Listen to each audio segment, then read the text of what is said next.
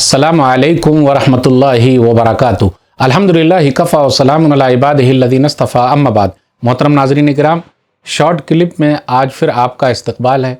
आज का टॉपिक है मुर्दे का चेहरा कब खुला रहेगा। याद रखिएगा, जो लोग उम्रा करने जाते हैं या हज करने जाते हैं, अगर उसी दरमियान उनका इंतकाल हो गया तो उनको जो कफ़न दिया जाएगा तो उनका चेहरा जो है वो खुला रहेगा, ताकि क़यामत के दिन वो तलबिया पुकारते हुए अल्लाह अकबर कहते हुए खड़ा हो जाए।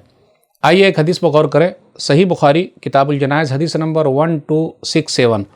अब्दुल्ला बिन अब्बास रज़ियल्लाहु ताला अन्हु कहते हैं कि एक मरतबा हम लोग नबी सल्लल्लाहु अलैहि वसल्लम के साथ एहराम बांधे हुए थे कि एक शख्स की गर्दन उसके ऊँट ने तोड़ डाली, तो नबी सल्लल्लाहु अलैहि वसल्लम ने फरमाया कि उन्हें पानी और बैरी के पत्तों से गुस्ल दे दो और 2 कपड़ों का कफन दे दो और खुशबू न लगाओ और न उसके सर को ढांको, वला तुखम्मिरू रअसहू, और उसके सर को भी न ढाको।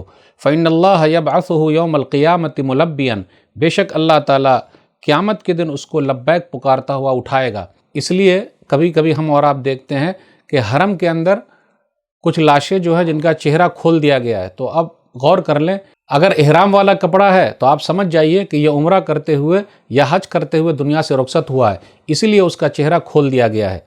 अल्लाह से दुआ है कि अल्लाह ताला हम लोगों को इस मसले को समझने की तौफीक दे। आमीन। वस्सलामु अलैकुम वरहमतुल्लाहि वबरकातुहू।